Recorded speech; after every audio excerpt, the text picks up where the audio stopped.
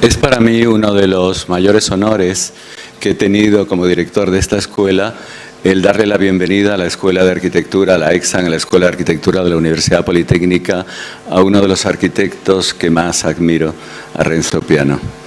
Es la primera vez que Renzo está con nosotros, que habla con nosotros. A mí me ha hecho... Yo siempre mido lo que me importa la arquitectura por los kilómetros que me desplazo para verla. En el año 74, en mi primer viaje hacia Estados Unidos, me tuve que parar en París para ver una obra suya. El año pasado he tenido que ir a Nueva York cuando una querida amiga había negociado su contrato como directora de Fine Arts de Columbia solo si le daban un edificio de piano. El Lenfest Center se inauguraba este año, pero el año pasado estaba acabado y fui a verlo acabado.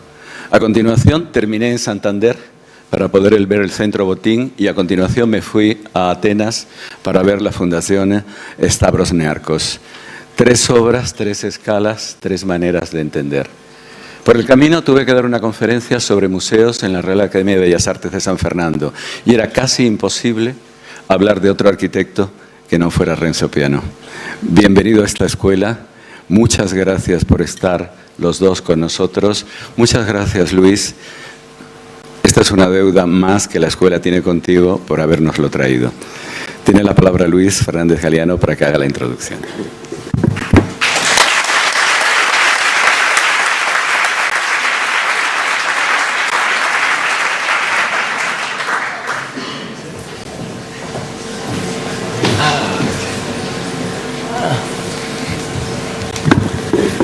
La introducción será muy breve porque el que queremos escuchar es a Renzo. Sí deciros solamente que, como ha señalado el director, es la primera vez que Renzo puede hablar a estudiantes de Madrid, la primera vez que lo hace. Es también el año en que ha inaugurado su primera obra en España, así que reciente todavía su 80 cumpleaños. Hemos esperado 80 años este momento. Renzo, bienvenido.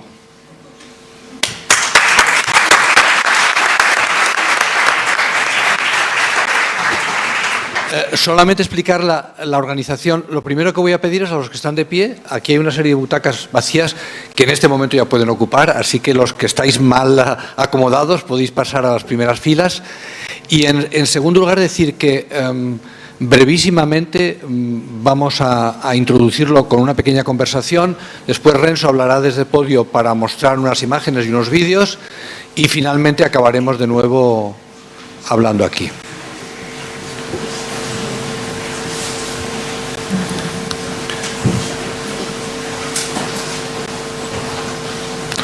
Advertir también que hablaremos en inglés, porque a diferencia de nuestro director yo no hablo italiano, así que no tengo más remedio, y Renzo no habla español, así que usaremos el inglés como lingua franca.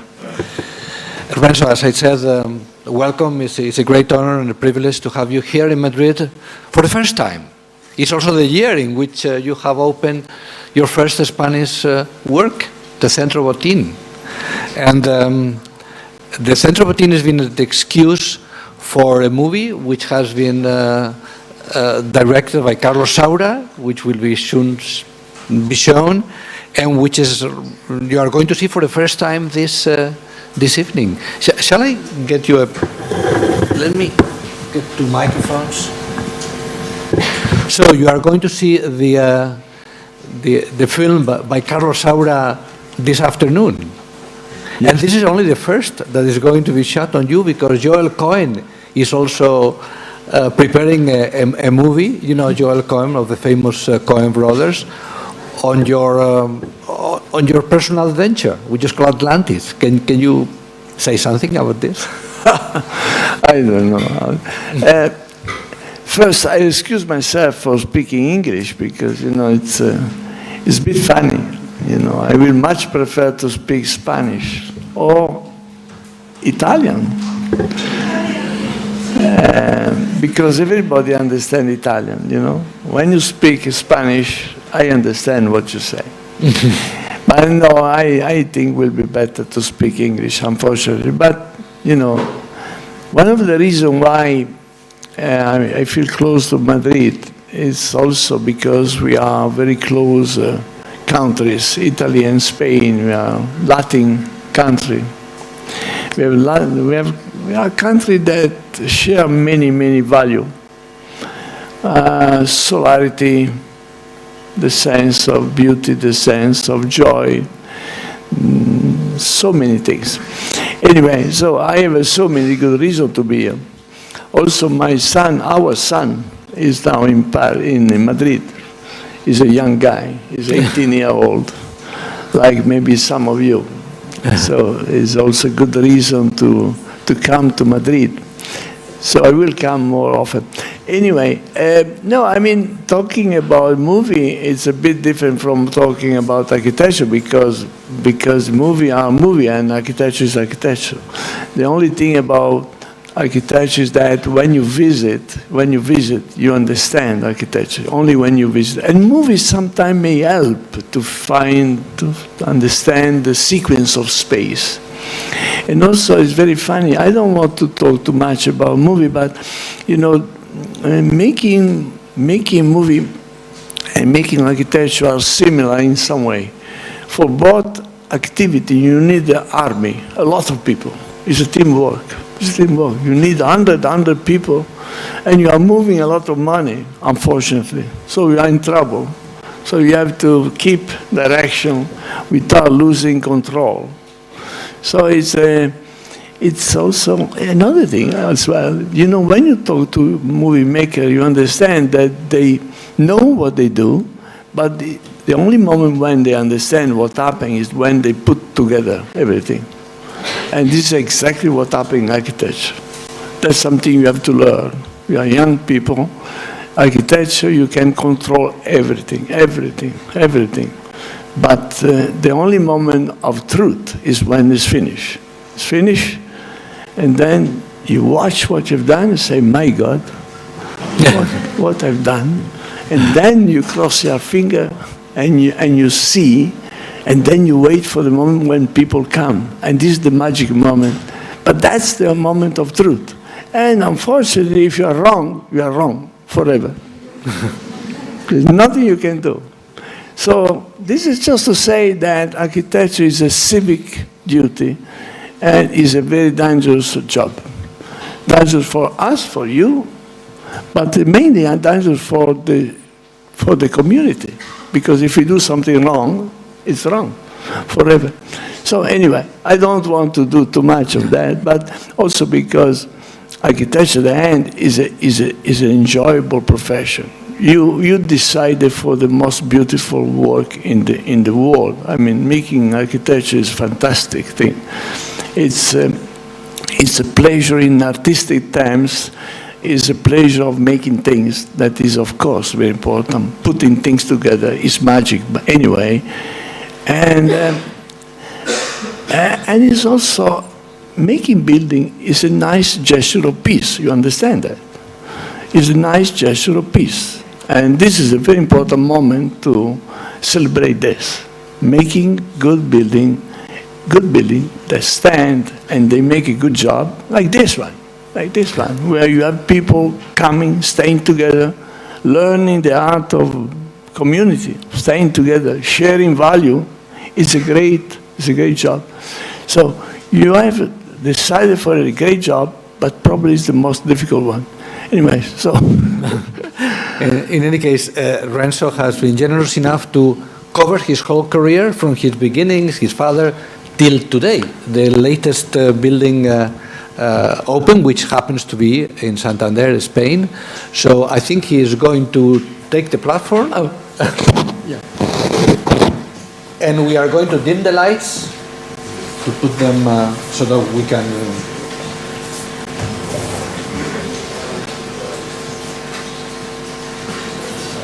Okay. Can you hear me? No. Can you hear me? Yeah. Yes. I don't want to make anything too intelligent now, because otherwise it takes long time. I just want to go through very quickly my career, very quickly. And then we sit down again with Luis, that I know very well, and he knows me better than everybody else, so we can have a conversation. But this is where everything started for me. This is my father, the man with the hat is my father. He got a building company but maybe a building company of 12, 15 people, not a big one. Very simple. I'm somewhere in the picture. I don't know where, probably sitting on sand somewhere. And this is the way I started architecture. That is watching the miracle of making building, you know. Making building. Even if you are a child, 8-year-old, 9-year-old, 10-year-old, it's a miracle. It's a miracle because you have things that come together and by miracle become things standing. So that's the beginning. The beginning when I was not a student, just after student, for 4 or 5 years, I just made pieces. And because my father was making heavy things, I was making light things, typical. The opposite, you know, that sort of thing. Just construction. Architecture is not construction. It's not just construction. It's more than that, much more. I will try to talk about that. But it is construction. You can't escape that. It's the art of making building. It's the art of crafting building. So it's about technology. It's about technique. You know, technique is something that people believe is a secondary thing. But when you use, instead of technique, you use the word techne, the Greek, you understand immediately that techne is more than technique. It's more than practicality. It's the art of putting things together, but it's the art of making space. And so construction is something extremely important. All this, what I'm going to say, is about mixing different fields, technique or techne, and community, and the research of beauty. But those things come together. This is a picture in 77. This is the Centre Pompidou that we still call Beaubourg in Paris, that we made with Richard Rogers a long time ago. It's a mad job. This was totally mad. It was a competition. We won that competition with 681 entries. So it's unbelievable. We were young, quite young people. I was 33 years old. Richard was a bit older, a few years older. And this is, again, about putting things together, you know. It's a mechanical. We are being accused for this building to be technologists or, I don't know, whatever, the raffinery and all that. It was not totally wrong, accused, but it was the moment, it was 71. So only a few years after May 68. And the main important thing here was about opening the building to, it was about accessibility. It's about escaping the idea that cultural building should be intimidating. And we wanted to introduce as our personal rebellion model a building that was more like a machine, like a raffinery, like a factory actually, more than raffinery. So the big difference are people. The idea that this building was a urban machine sitting in the middle of the city with this idea that cultural building should be not to create intimidation, but to create curiosity and attraction. So this was the natural son of May 68.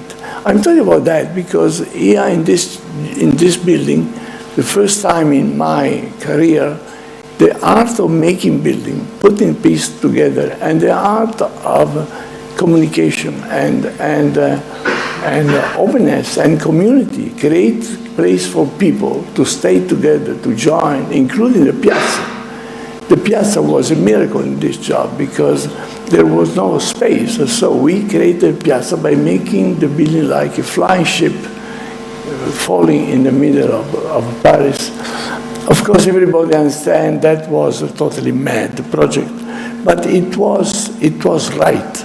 At that moment, somebody got to do something radical about the space for art.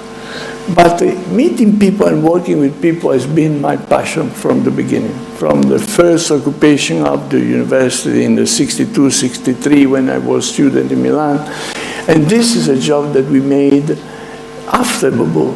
I made this after Beaubourg. It was completely different. I'm talking about that because sometimes life is like that. You jump from one extreme to the other extreme. This was a laboratory that I made for UNESCO in the south of Italy, and this was about participation. This was more about an historical center, about participation. And this is also how to talk about how you mix in this profession. You mix the human side, the participation, the dialogue, the art of listening. You know, you will learn something very soon, that the art of listening is the most difficult one in making architecture. First, because the people that have something to say, they don't say something all the time, you know. Sometimes, unfortunately, the one that talk most are the one that don't have too much to say, unfortunately. So it's very difficult to understand. It's very difficult. And also, listening doesn't mean that you have to do what people ask you. Listening means to take the responsibility to understand. It's at the same time a gesture of humility and a gesture of clarity and responsibility. So this was more about understanding how to proceed in the recuperation of historical center. I never left this part of participation. Even now, I don't work anymore on historical center. Now I work on peripheries. For some funny reason, I'm a senator for life in Italy, and this is where I go. I work on peripheries, because I believe that the same way at that time in the 70s, the real problem was the saving historical center today is to save peripheries and to transform peripheries in town. So this is just to say something about participation. And this is another jump. I'm jumping because this is what life is. Architecture is like that. I mean, you move from one thing to the other. This is a building we made in Texas for Dominique de Menil. It's the Menil collection. This is the framing office in the street. This is the conservation lab on the street. So open. And this is one of the space inside the Menil collection. I'm talking about that because suddenly here, you know, it was always in my mind, but suddenly here, the poetry of light came on. You know, light is one of the most important material in architecture, for sure. And light is also about this idea of creating space of well-tempered value. René Banham, the big critic, came actually many times to this job in Texas. He was teaching not far away at that time. And René Banham wrote about the architecture of the well-tempered environment. That means that architecture is not just made of shape, it's also made of atmosphere, light, perspective, multiple plane. So this is, I'm showing this because architecture is a constant movement between construction, community, and the impossible research for beauty and for poetry. And of course, light is part of that story. Sorry. I think this, yeah. And this, talking about beauty, this is the place where we work in Italy. This is the place where our foundation.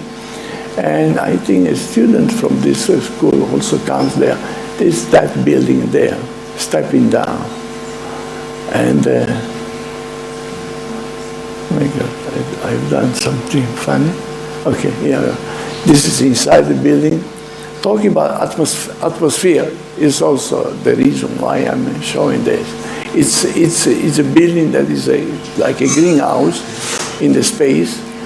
It's, again, I don't want to say too much about that. Anyway, you understand what I'm trying to do. I'm just putting things one after the other, chronologically, just to understand how much you jump from one thing to the other. But there is always a fil rouge, a little red line that follows, that creates a kind of sense of integrity. And this fil rouge is about those things I said before. This is somewhere else, of course, far away. This is in the Sea of Japan, in Osaka, and this is an airport built in 90, oh, yes, it was 90, something like that, 89, something like that. It's the Osaka airport. It's a big airport, almost 2 kilometers long. Of course, as you understand, those work are never the work of an architect. That's another thing to keep in mind. Architecture is a teamwork. It's work that you do with other people. And engineering and everything else, security, all those things come together. It's something where the creativity of the architect is only possible if you have this capacity to share the enjoyment of creation and creativity. And this building has this funny shape also because in Japan, that is a seismic area, very dangerous area, we got to make a building very flexible, able to move. This is one of the wings. Of course, it's not just about structure, it's not just about the shape, it's everything together. This building look, as you see, it looks a bit like a glider sitting down. But it's not because we wanted to make a glider. We wanted to make a building flexible and light, able to support earthquakes. But the things come together at a certain moment. This is the inside. This is the inside the whale. And this is something else I want to stress. Making buildings, not just designing buildings, also building buildings. We got on this job, we got 10,000 people at work, 10,000. On this specific building, sometimes 5,000, 6,000. And those people are like acrobats, you can see. You know what you have to say in the speech to those people? When I used to make speech, the architect makes speech all the time. The speech was only, please be careful, don't hurt yourself. I've been designing this building, sitting safely in my table.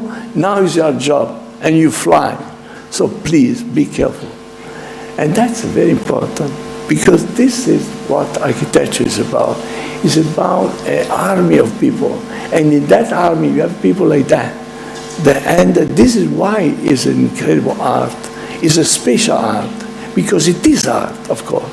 It's about beauty, it's about poetry, it's about amazement. In the same time, it's about community, but in the same time, it's about making building, putting piece together. And this is what is magic. And those people are part of the poetry of construction. And by the way, the picture is a very beautiful picture made by Gianni Berengo Gardin, but it's only one of, and you know, I can mix myself. I can't avoid mixing all those things. From Osaka, I moved here to another place in the middle of nowhere, in the middle of the Pacific Ocean, in Noumea, for the Kanaki.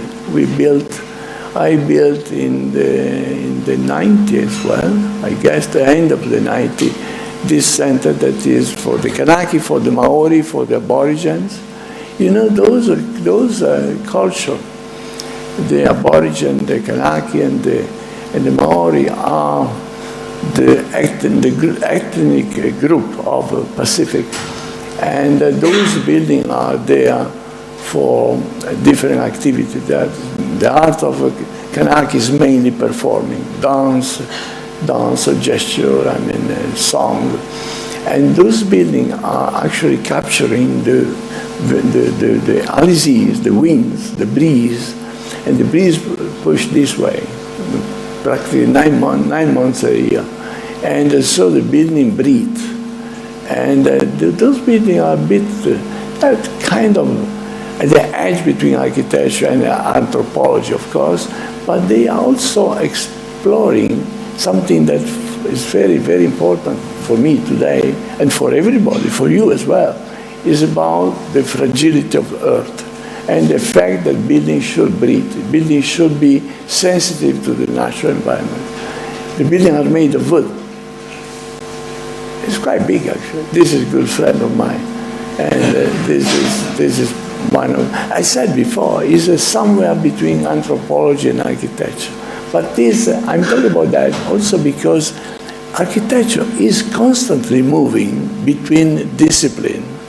As an architect, you, like a movie maker, by the way, you are moving constantly in the society from science, anthropology, art, and community, music, and everything comes together. This is New York. I'm sorry jumping like that, but it's part of the game, I'm sorry. It's a bit complicated, but this is why life is complicated, especially the life of an architect, because you keep moving around. This is New York. This is the headquarters of New York Times. That is the first building built after September 11, first tall building. That's the New York Times building. It was a building that we made after September 11, so it was a very difficult moment, and we actually used transparency in this building to show that openness is more safe than opacity, and so the building is actually open to the street. It's also back working on light. You know, those ladies are sitting and chatting in the corner of the cafeteria that is on the 15th floor. And you see the light, working on the light is also important. So the New York Times building is a corporate building. It's almost public in some way because New York Times is public and is actually on the 42nd Street, 41st, 42nd Street. But the light comes back. And the work on light is one of the most important elements of the work of myself, my office, our office. And those things, they mix together. Of course, you understand that making building after September 11 was not that easy. Politically speaking, you know, it was a difficult moment. But the New York Times is New York Times. So after September 11, they decided, it was actually September 14, so 3 years after September 11. I will never forget because we were in New York and we are going out for dinner, for a party with Millie, my wife, that is here. We were going out for dinner with Arthur Sulzberger, that is the owner of the New York Times. And we went out, even 3 days after September 11. And he watched me and he said, we just decided, we made a family meeting and we decided we go on. We don't stop the building. We go on and we want to make the building. And we want to play with the transparency and the sense of lightness. So this is why architecture is so connected to everything, That's why it's so complex. And here we are in San Francisco, again, a bit later. This is the California Academy of Science. It's in the middle of the Golden Gate Park. And what you see is the roof. This building has been the first platinum LEED building. The LEED system is the one that measures the sustainability of a building. The sustainability is measured by 48 different parameters, so it's very complex. And this building is a building that has no air conditioning. I mean, of course, we have air conditioning where we have the species of the California Academy of Science. It's a very old institution in America. It's probably the oldest institution for science. It was set up in 1850, so it's a long time ago. But the earthquake of '89, the Lona Petra earthquake, destroyed practically the venue, so we got to rebuild. And this is what we actually put, I think, 16,000 those little trays. You know, those little trays are the result of long work. Again, I'm showing this because you have to understand that as an architect, you have to be also quite humble enough to work with other people and with the botanists, for example, to understand which one are the species that can grow without watering. And we've been working for 4 years with the botanists from the California Academy of Science to select the 5 species that can be watered by the atmosphere, so that we don't pump water from the water table. Well, doesn't matter. This was just putting together, putting those pieces together. I don't know. This doesn't go, but doesn't matter. This is inside. This is inside the building. The light comes through the roof, because I showed before. I showed that. The light comes through those holes there. It's a funny building. Here we are. And it goes. You see, those are the 16,000 different trays. And then those trays then become earth. So and this is the space inside. Again, here is about making public building. I love making building. Honestly, I love making any sort of building. But the one that I prefer to make, of course, are the public building. Because the public building, it doesn't matter if they are museum, science museum, or concert hall, or university, school, hospital. They all are places of civic life. They are all places where you celebrate the art of staying together, sharing values. You know, and this is what makes people better people, more tolerant, more. And by the way, this is what makes city better place to live. Let's come back from America to Europe and let's go to London. The mayor, Ken Livingstone, together with a man called Irvine Seller, came to me in 2000, and we started to talk about tall building in the poor part of London, across the river. You can see the London Bridge there, and this is what is called Saddock, the South Bank. And this is the London Bridge station. That is the most crowded station in London. And we built this building that is a little vertical city. The building starts on the bottom with office. Actually, in the bottom we have all the transportation. When Ken Livingstone came, he said immediately, I don't want to have a car parking. No car parking. I want to make a building that is like a little city sitting on the public transportation. So here we have, I think we have 2 underground line, we have 6 train line and 20 or more than 20 line of bus. So all the transportation come by public transport, all the transportation is public. And we have only 40 places for car parking, just for special case, for handicapped and that. And this is another example where you have to work on technique, of course. It's not that easy to make a building that is the tallest building in Europe. That building is 315 meters tall. It's not easy. I mean, you have to think about that as well. This is London in the 17th century, in the 16th century. You know, there's something always coming together in architecture. That is construction, it's a community. The idea to make a skyscraper that is not something shut in the door 6 p.m., but something where you have a different activity, office, people living there, few people living there, hotel, public space, restaurant, and the viewing tower on the top.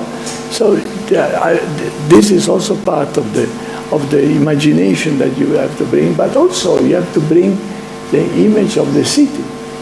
So what is this going to be in the city of London? Well, this is the building in St. Paul. Of course, they are far away. This picture is just showing, because of course they are, of course we got a lot of discussion, but this building is really like a spiral in the middle, not in the middle of London, but it's on the poor part. It's right in front of the city, the city with all the financial activity. I think.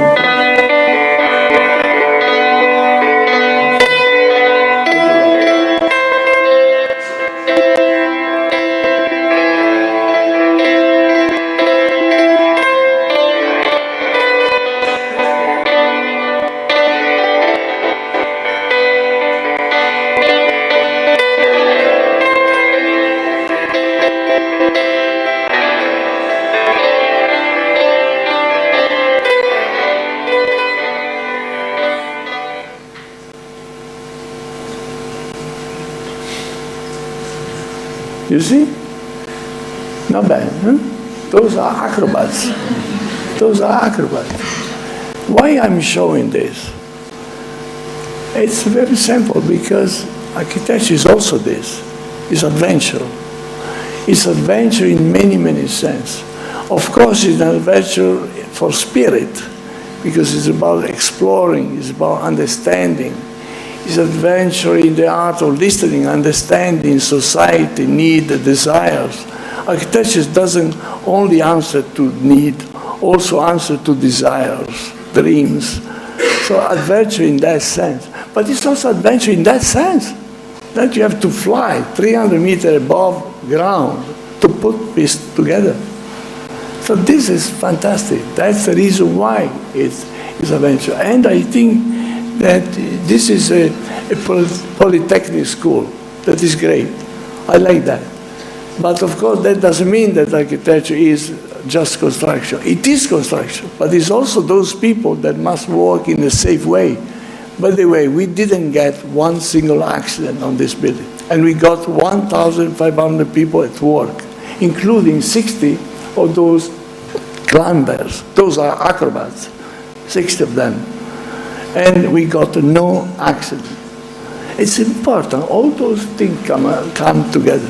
Adventure in many, many senses, in social terms, in human terms, in physical terms.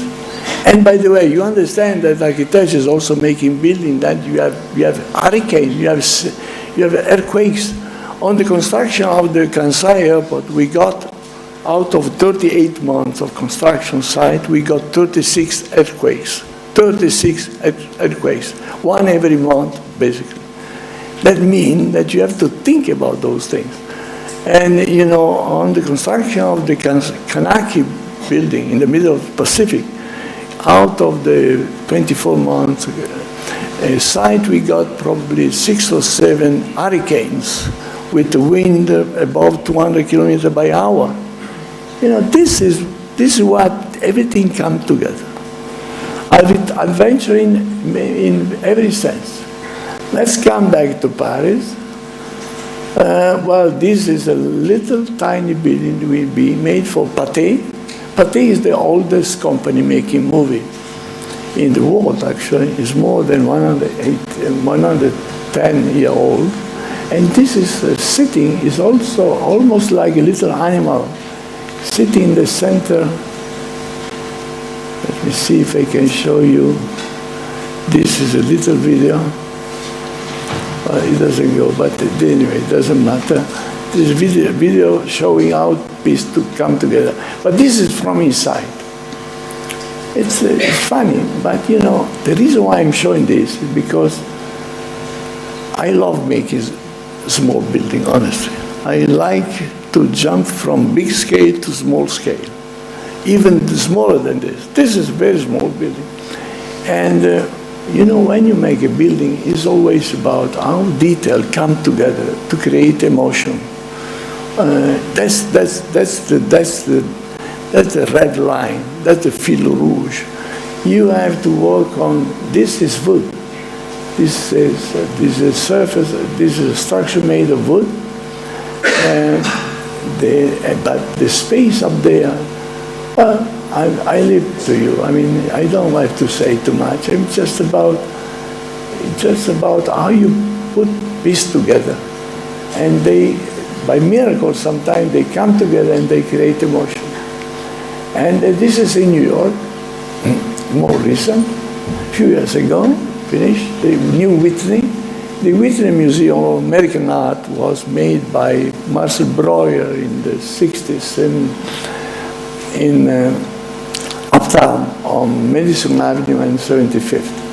And they got to grow, and finally we made the move, and from there the entire institution came down to Chelsea, to the meat market that was there. So this building was built there. This is the new headquarters of the Whitney Museum of American Art. Is right in the middle of a very crowded new place. Those are the stairs looking the city with the terrace. This is one of the space inside for art. Why I'm showing this? Well, because again, this is a museum. This is for art, American art. But making museum, making concert hall, making library,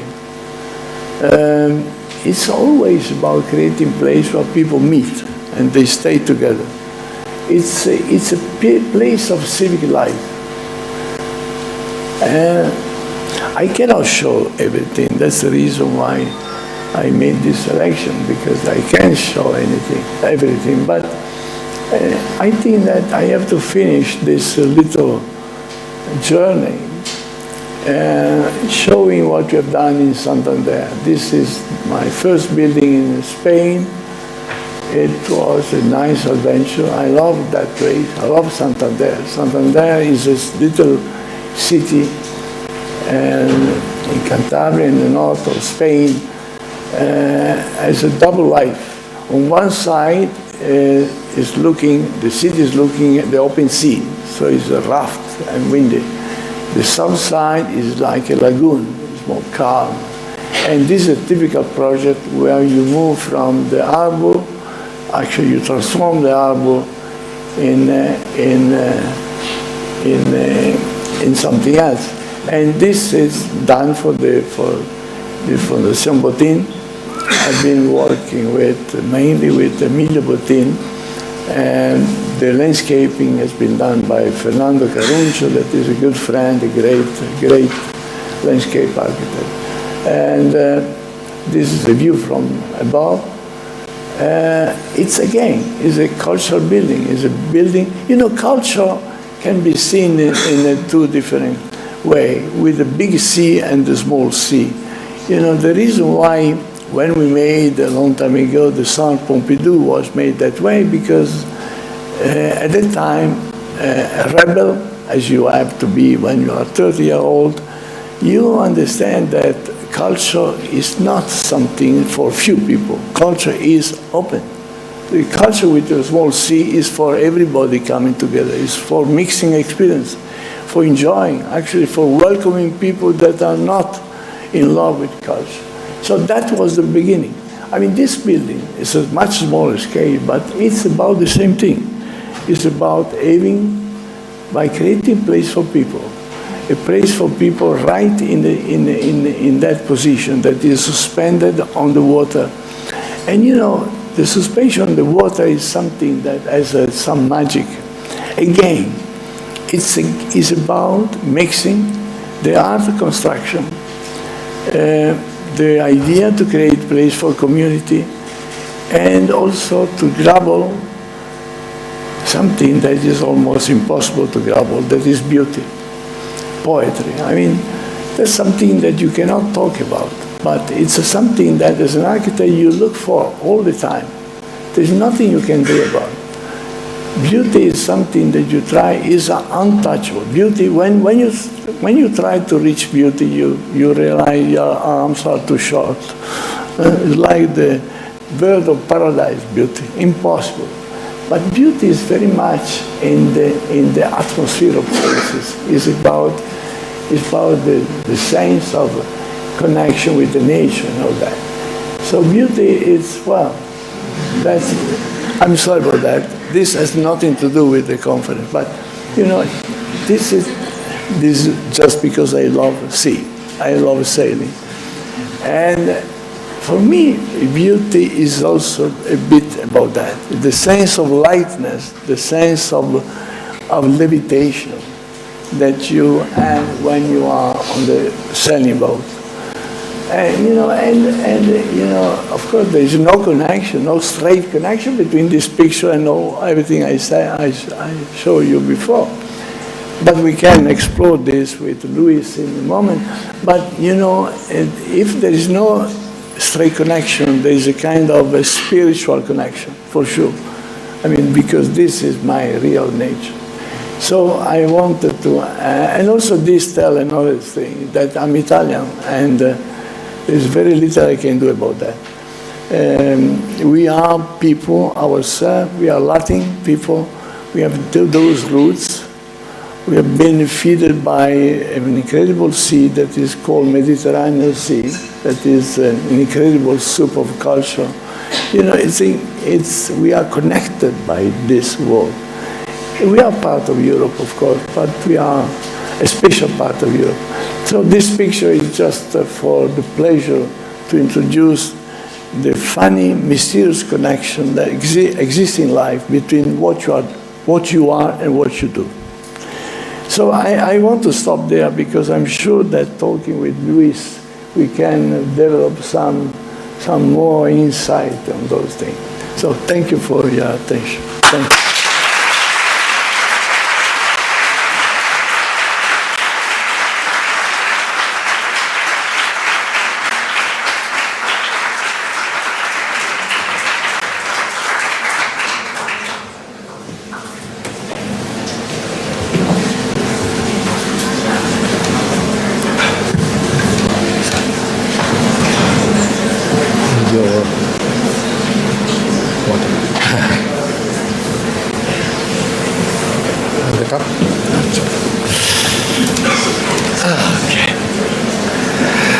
I wanted to finish with a short dialogue.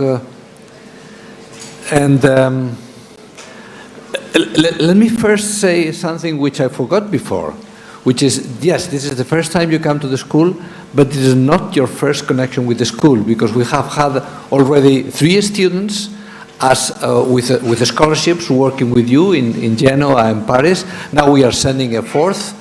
And besides, we are going to launch now a competition for young architects to go around the world in 40 days, visiting Renzo Piano's buildings. You know that he's built all over the world, and in a way, you know, the director said that the more kilometers you do to look for the buildings, the more you appreciate them. In this case, we are going to send a young architect in 40 days to go around the world from one building of Renzo to another.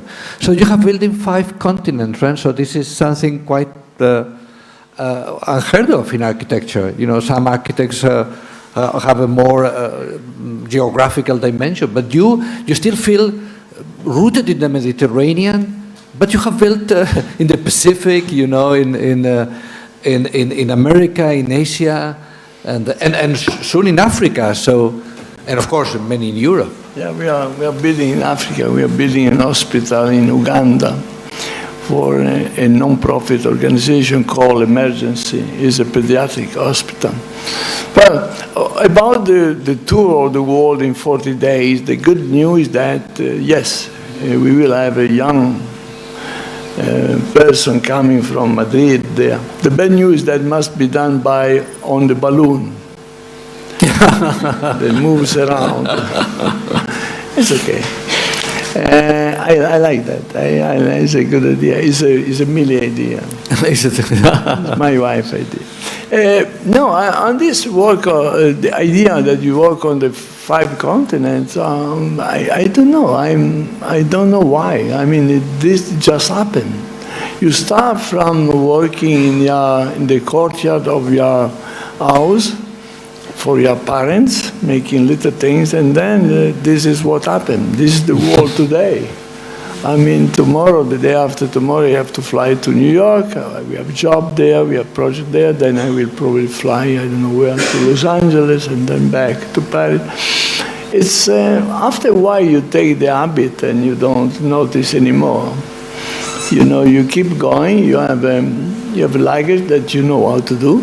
I have always something on my shoulder, and it's easy.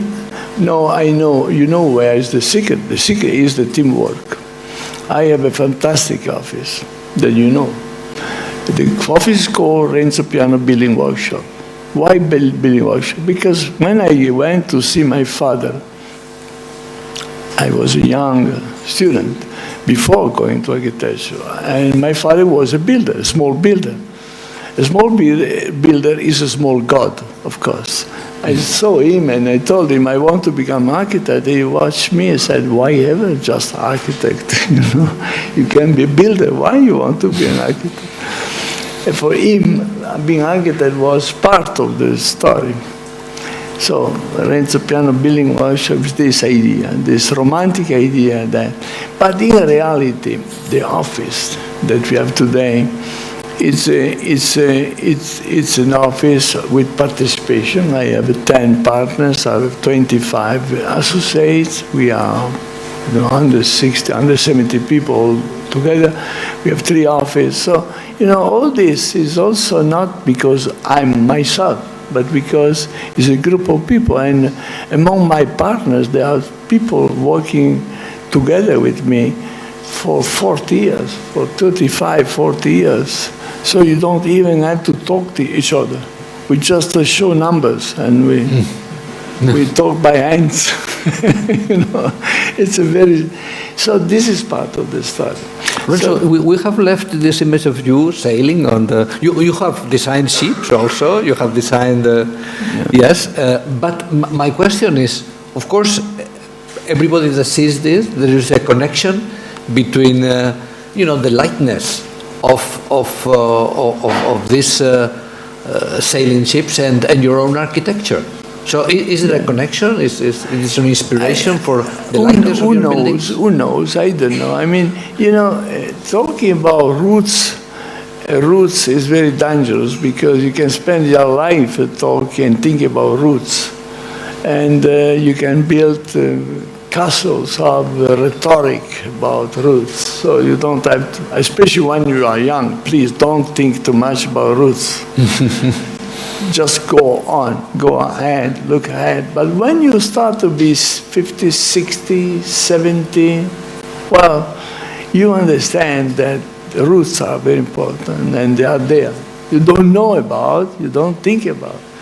But then you start to understand that probably your childhood, your teenage, when you are dreaming, when you go on the water. When I was born and grew up in the city of sea, Genova, the harbor. So in the harbor, everything flies, like everything. The boat fly. Well, they don't fly. They float, but it's almost like flying. Anyway, they don't touch ground. And also the cranes are moving things, moving up and down. So everything is moving everything. It's like a city where everything moves in a few hours. A building go, they come, and everything floats. So this idea, and also the water is about this, the Mediterranean especially, but water in general. I prefer salty water, of course. But anyway, water is about that. Water is about the sense of buoying, the sense of adventure, the sense. So yes, probably yes. But I prefer not to talk too much about that because otherwise become too romantic. But yes, I think so. Also, the other thing is that you start like that.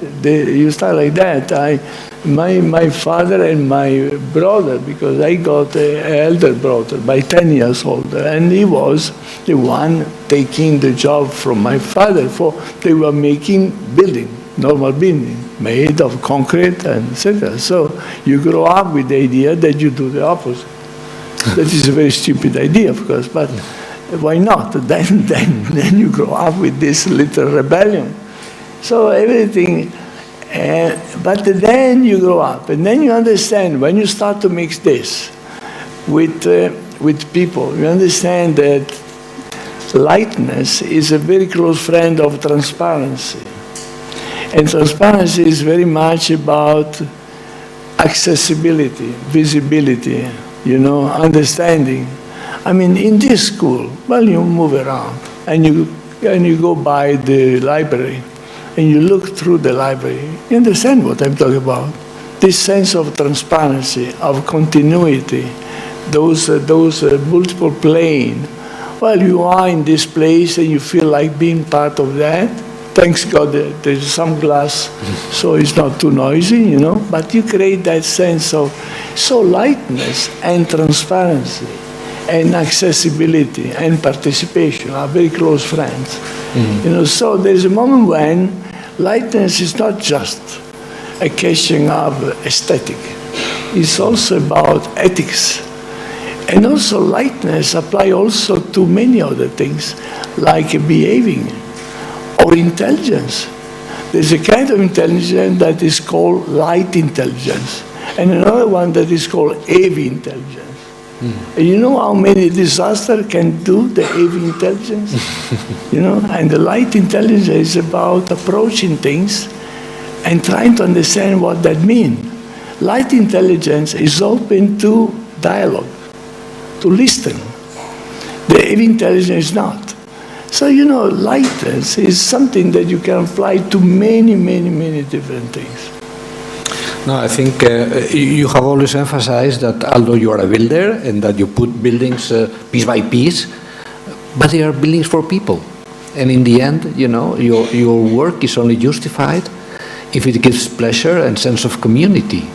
So, in a sense, you know, the aesthetics of your work and the ethics of the purpose is interweaved.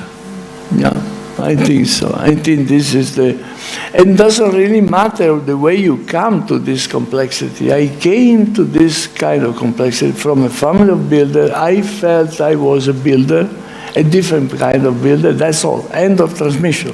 When I finished my study, I thought I was going to produce pieces for my life. And then you start to put pieces together, and you realize that you put pieces together for a very noble reason, because you make place for people to stay together. And so you start to connect this. And one day, you have also to recognize that all this cross a different path that is the one of poetry. And this is something that is difficult to talk about, because poetry in this profession comes sometimes from human emotion being together, but also comes from, by example, light, sense of space, sense of amazement, the sense of participation, the sense of being together in the. And you know, every building is about emotion. It's the art of building emotion. And this is a humanistic art. It's about, and if you make a house, it's about protection, I guess. If you make a school, it's about participation. If you make a concert hall, it's about music. It's about music. It's about listening music all together. If you make a library, it's about knowledge. If you make, I don't know, if you make a hospital, it's about pietas. It's about science and pietas, the sense of suspension. Yeah.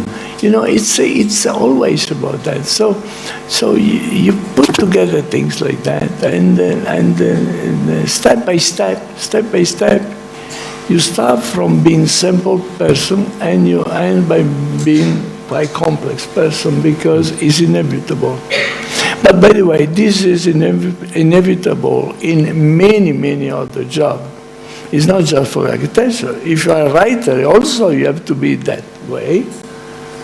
You know what is the truth? The truth is that in architecture, like in other professions, many other professions, what you see is a little portion of what must exist. It's like an iceberg. You know the iceberg?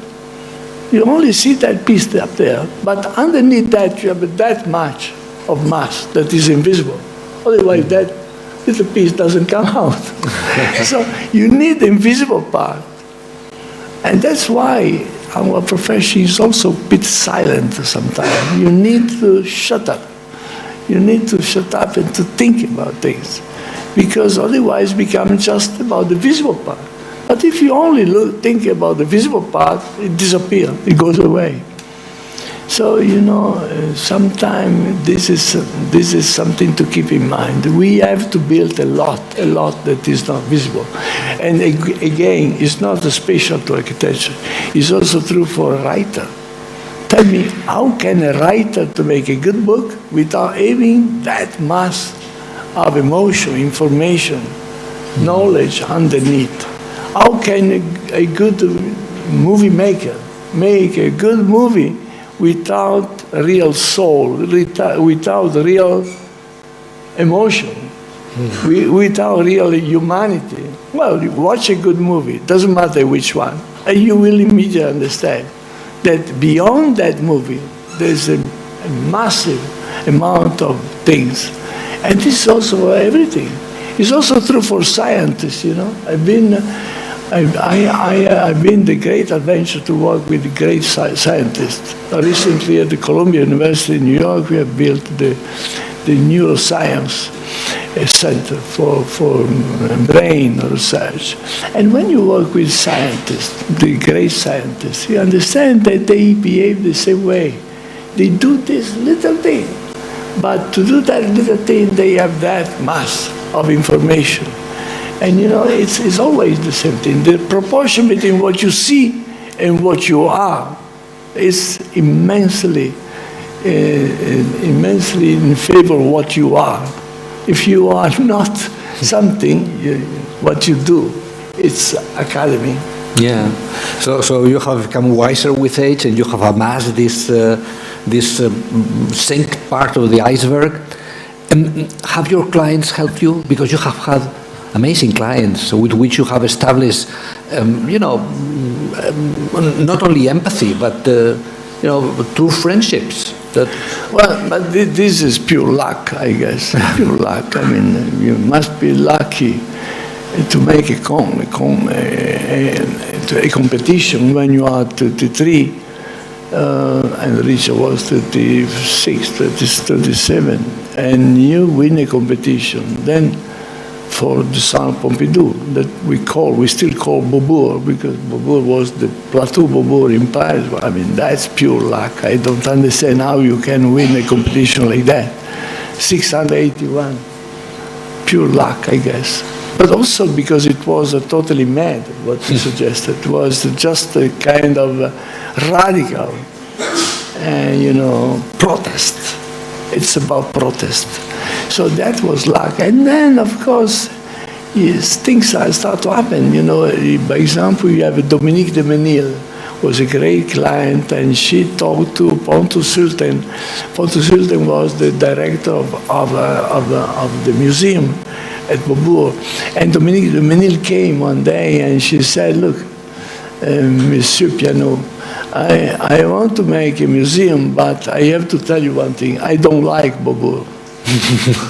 She started that way. But she said, I don't like Beaubourg, but I like the bravery you have shown in doing Beaubourg. So do you want to work on that? So, in some way, the good client come to you. It's a funny, but you are right. You are right. In the office, we have got fantastic client, Ernst Beyeler in Basel. Of course, what I've shown is a little part of, but I can keep going forever. So, but to have a good building, you need a good client for sure. You need a good client because making a building is a long adventure. It's like crossing the desert, and you have snakes and you have everything happening. So you need a good client. Also, you don't really know before you have done something. You don't know exactly what you are doing or what you have to do. Unfortunately, the idea become clear when they are done. But before they are idea, you need a bit of bravery. So you say, well, I think this is a good idea. This is good for you, for young people. Keep in mind that the secret of having idea is to decide to have ideas. Very simple. It's absolutely simple. It's like having a circle on the floor, white circle. And to get out, you just have to lift up your step and get out. It's not that easy, but it's true. It's true. You have to decide to have idea. So if you decide to have idea, then you start to have a little bravery and then of course you have to be intelligent enough to understand that when the idea is bad, you have to abandon the idea. You cannot get in love with the idea. But but before the idea become building, you cannot be sure, totally sure about. That's why you need a good client. This is why you need a client that watch you and said, I trust you. I trust you. And then when the client trusts you, you are, oh my God, you go back home and you say, my God, now I'm in full responsibility. So it's never simple, never simple. But, and that's the reason why you need a good client. Because the good client helps in the bad moment, the difficult moment. And the difficult moment are not just when the budget comes back and is too high. This, of course, this happens all the time. All the time, you have a budget that much, and the offer comes that much, and then you are in trouble. That's a bad moment. So the good client, is the client that sits with you and he doesn't panic, and then you find it. But it's not just that. It's also about creativeness. It's about a good client is somebody that watch you and say, no, you know what? Try. We're in the right track. Try. It's maybe a good direction. Try. So, as an architect, you need trust, and you need also a bit of love, a bit of affection for the guy. That's why when then you do a job and it's finished, you become friends. Yeah. But tell me, many of them have been art collectors or people from the world of culture, or the Schultzberger, the owners of the New York Times. But your last client in Spain has been a banker. Was he, Emilio Botín, a good client? Emilio Botín. He went away too early for me. I don't know Emilio. I never knew Emilio Botín as a banker, you know. I knew Emilio Botín as a man. And I have to tell you that he was a very funny man. He was a very funny man and very interesting. And talking about trust, he was very often coming to the office, to this office that I show you there on the water. And, you know, and many times he was watching me. He was watching me. He was talking to me in Spanish. We never used the English. I was talking to him in Italian. He was talking to me in Spanish, and we understood each other perfectly.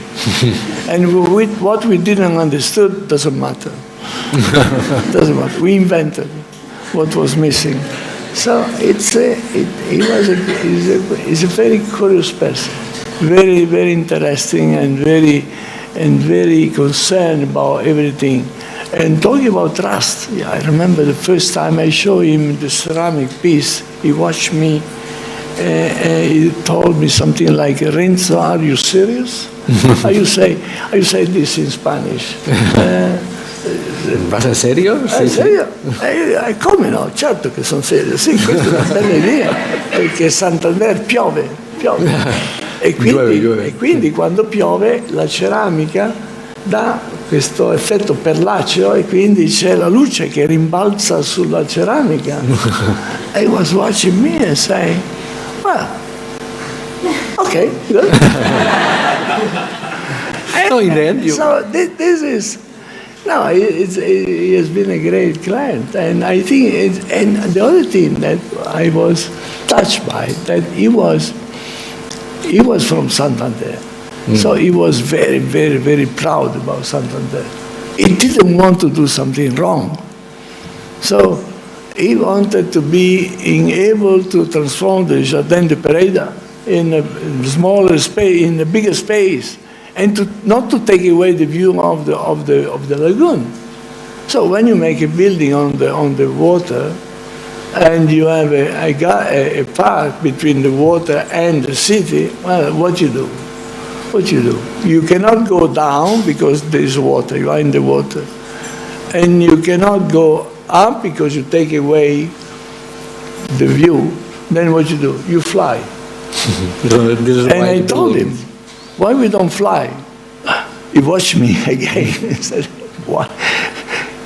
Cosa vuol dire in Spanish? Cosa vuol dire? ¿Qué quieres decir? Volare. Volare. Alziamo l'edificio così vedi sotto e vedi la laguna. Al tempo stesso, because it rained Llovía. Everybody knows. In Santander, it rains all the time. That is fine. It's fine. It's like Venice. It's a lagoon. So it's part of the beauty of that place. The light is very diffused. It's part of the beauty. So I said, so if we make the building fly, also we create a place for people to stay, right on the water, and the sense of infinite that you feel when you look down in the water in the lagoon is beautiful. The light. And he was watching me, a banker was watching me and said, the light, But this man was a fisherman. Yeah. And you are a sailor. I am a sailor. So between the fisherman and the sailor, there is nothing in common. Because the fisherman stays and fish, and the sailor goes. But we have in common one thing. The fisherman, like the sailor, shut up. It's a silence. You do in silence. So when you go to the sea, if you sail, you don't talk to anybody. And if somebody is talking, you say, shh. And as a fisherman, the same. So you have time to look at the water. You have time to grow without even knowing. You have time to grow this sense of floating, buoying, suspension. You don't touch ground, and the light. So even a banker found somebody talking about light. I'm sure he felt that before, much before, many times, because if you are a fisherman and you have that passion to stay there for hours, just to take one fish, you have time to think about that without knowing. So I'm sorry, I'm becoming romantic, but I really much love the Minnebuti. No, at the beginning of your talk, I still love him. I still love him, of course. Yeah, no, much missed. At the beginning of your talk, you said that when you started your career, the problem was with historic centers that might be destroyed. Today, the problem is peripheries. And I know that, but perhaps not everybody knows, that Renzo Piano has accepted being a life senator in Italy, and that you go to Rome periodically, and that you have dedicated your salary as a senator to research with young architects the peripheries. Yeah. Well, this is not that. No, but it's again. But yes, it's true. Something that shows your social commitment. But yes, because in life you have a. I said before, you have a fil rouge. When I was a student in Milan, it was the beginning of a social life. It was also about occupation. It was, by the way, don't occupy university is not a good idea. But, it was a different moment. Believe me, it was a different moment. University were quite academical at that time, with a big professor, making a lot of, academical things. So it's completely different today, believe me. And but it was anyway about social life. It was about understanding other people. Our job at that time, when I was 24, 25, 26, our job was walking the street, talking to people, understanding, watching the breeze, watching the tide, understanding earth, understanding society. It was like that. So you grow up with this idea, and it never goes away. That's why then you make Bobu, then you make those things, then you make hospital, then you make this and that, and you are. And then yes, it doesn't matter, but at a certain age, well, Italy is a very funny country that I really love very much. I love very much, really. And among the funny things that they have in the constitution that was made after the war, a very funny rule that there are 5 senators for life in the Senate. Very funny. I don't think there is any, maybe a few other countries have that. And I was made one of those senators by the Republic, President of the Republic, 3 or 4 years ago. So I accepted. And I have an office at the Senate, in Rome Senate. You are all invited. And I went there one day, the day I was made senator, and I look at this. It was a tapestry, very chic, a big painting coming from art gallery, I don't know what. And I said, "This is my office?" They said, "Yes." "For how long?" "Life." Then I said, "Can I do everything?" "Well, yes, of course." Then what I did, I put plywood everywhere. I put plywood and a big table plywood again in the middle of the space for students, for young people to come. I was there actually 10 days ago. And I never go to see the president or the prime minister. They come. They come to see you. They sit, not because I'm important, because they come to sit my plywood table and my young people. So they sit on the chair that are not that nice. They are textile chair. And we work, and mainly we work on peripheries but I don't want to make too long, but peripheries are really the big challenge today for the next 50 years, I guess. Because it's the destiny of cities. I mean, the cities have a center and they have peripheries, but the place where normally energy is living is in the periphery. The periphery are factory labs, laboratories of desires and energy, in the good, in the bad sense. Sometimes in the bad sense. But even when it's like that, in Paris, by example, the banlieue, the Paris, they are certainly among the most difficult, especially in the north. But by example, this year we have just finished the new House of Justice of Paris that is on the North banlieue, Saint-Denis, at the edge between the city and Saint-Denis, Port de Clichy. And this is certainly one way to change things, because you bring in the periphery those public buildings that fertilize, because this is what you have to do. Anyway, this is just one thing. Also, we do the new university, the École Normale Supérieure of Paris on the South banlieue. So, and by the way, in New York, we are building the new campus for Columbia in Harlem. That is the north banlieue of Manhattan, West Harlem. So, I'm talking about that because even professionally, this idea of building in the periphery, transforming peripheries is very important. Of course, the problem of periphery, coming back to politics, is not just architecture, but architecture is political job, for sure. By the way, you realize that politics come from polis, and polis is the city.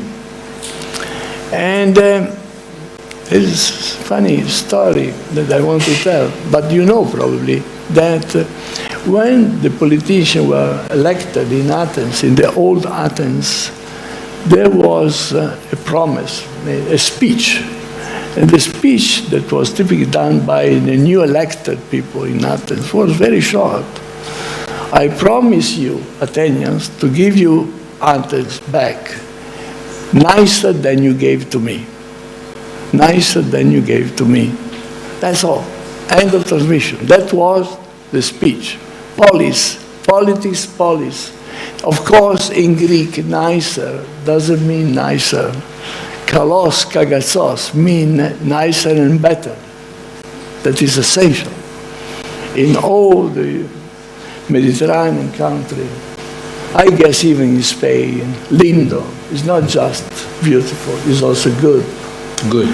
Italian, bello, is not just beautiful, it's also good. Kalos kagatzos in Greek is not just beautiful, it's also good. So this idea that politics comes from polis and architecture is a political job. So I was not surprised at the end that I got that job to be one of the senators. I was made together with a good friend of mine that passed away, that was Claudio Abbado.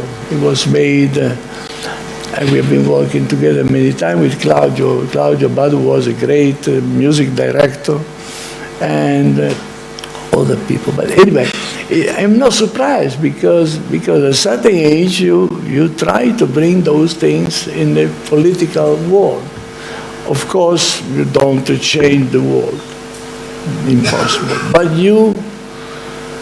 But you put drops, and making drops every day makes a lot of sense. And you know, and the beauty is beauty and consciousness and civic pride, civic behavior, tolerance, everything we talk in this little hour conversation is about beauty. It's about that beauty, not beauty in sense of cosmetics, beauty in sense of depth. And in that sense, beauty can change the world. I really believe so. It cannot do all together. It can do one person at a time, but it can do it. La belleza puede cambiar al mundo, la arquitectura es política, el desafío de esta generación son las periferias. Renzo, ha sido un placer y un privilegio tenerte aquí. Gracias también, Mili, por estar con nosotros y gracias a todos vosotros por haber escuchado con tanta devoción, ¿verdad?, las palabras de un maestro vivo y... Vivo.